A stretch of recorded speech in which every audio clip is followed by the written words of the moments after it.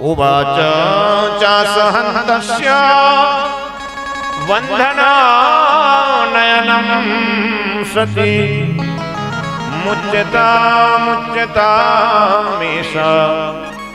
ब्रह्मणो नितरां गुरु। आप इसको छोड़ दीजिए, मारिए मत। क्यों? क्योंकि सारहस्यो धनुरवीरः सविसर्गोपसंयमः अस्त्रकामश्च भवता शिक्षितो यदनुग्रह। जिन गुरु द्रोणाचार्य की कृपा से तुम्हें इतनी सारी विद्या प्राप्त हुई है, आज उन्हीं का पुत्र तुम्हारे सामने खड़ा है और गुरु पर कृपा करें, गुरु की पत्नी पर कृपा करें, गुरु माता पर कृपा करें और इसे मारे मत, छोड़ दें।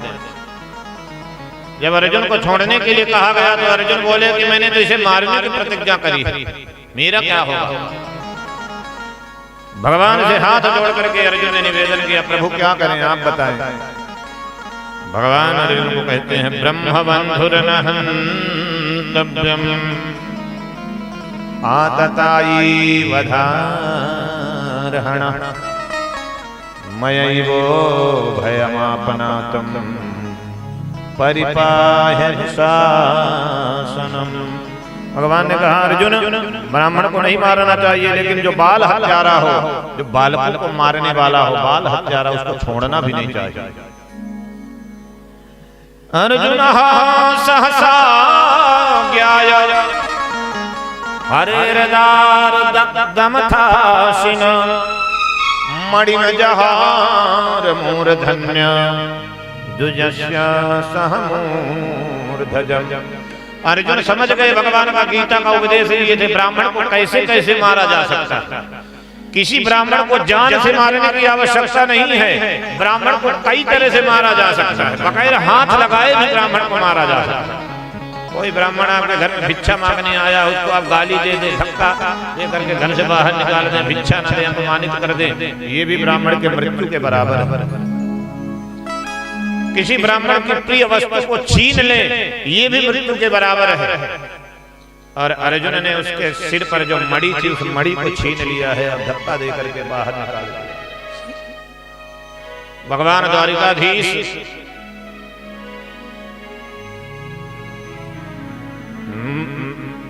जीवन दान दे देते हैं, अश्वत्थामा जीवन दान, लेकिन अश्वत्थामा को एहसान मानना चाहिए। पर उसने अभिमन्यु की पत्नी उत्तरा है, उनके गर्भ में जो बालक है उसे मारने के लिए फिर से ब्रह्मास्त्र चलाया और उत्तरा भगवान की ओर दौड़े दौड़े आती है डायरेक्ट, क्योंकि इन्होंने देखा था कि दुनिया वाले जो है साथ नहीं देते हैं, दुनिया वाले तमाशा देखते हैं। जब मेरी जो द्रौपदी मैया है उनका चीर हरण हो रहा था, तो द्रौपदी जी ने सबसे सहायता मांगी थी। जितने लोग सभा में बैठे थे, द्रौपदी सबके सामने रोई थी कि मुझे बचाओ, मेरी रक्षा करो। लेकिन द्रौपदी जी सबके सामने रुदन कर रही थी। उस समय द्रौपदी जी की तरफ से कोई नहीं बोला, कोई द्रौपदी जी की रक्षा नहीं की। और ये बात उत्तरा को मालूम थी, इसलिए उत्तरा कहती हैं कि मुझे दुनिया वालों के सामने रोना नहीं है, क्योंकि रोना है तो उसके सामने रो जो तकलीफ को समझता है, जो काम देता है, जिसको आंसू दिखाई दें, उसके सामने रोना चाहिए। दुनिया वालों के सामने रो करके क्या मिलेगा? उत्तरा रुदन करते करते भगवान की तरफ दौड़ पड़ी है। 5 महारथी पांडव हैं, अर्जुन जैसा कोई धनुर्धारी नहीं है, अर्जुन के जैसा गांडीवधारी अर्जुन यहाँ खड़े हो जाएं, एक तरफ अर्जुन और एक तरफ विश्व के सारे योद्धा। लेकिन उत्तरा अर्जुन के पास में नहीं गई। एक तरफ गदाधारी भीम जो हजारों हाथियों की ताकत जिनके अंदर है, हाथियों को जो ऐसे उछाल देते हैं तो एक एक हफ्ते तक हाथी ऊपर ही उड़ता रहता है, नीचे गिर नहीं पाता है। ऐसे गदाधारी भीम के होते हुए उत्तरा ने भीम की तरफ नहीं गई सहायता मांगने के लिए। उत्तरा भगवान की ओर भागते हुए उत्तरा आई है कि प्रभु मैं मर जाऊं, मुझे अपने मरने की परवाह नहीं, लेकिन मेरे पति की आखिरी निशानी है, मेरे गर्भ की आप रक्षा करें, मेरे गर्भ में जो संतान है, जो बालक है, उसकी आप रक्षा करें। पाहि पाहि महायोगिना देवदेव जगतपते नान्यं तद्भयं पश्ये यत्मृत्युः परास्परम्। मेरी न रक्षा करें, लेकिन मेरे गर्भ में जो बालक है उसकी रक्षा करिए। मैं तो उसी दिन मर गई थी जिस दिन मेरा पति युद्ध में मारा गया।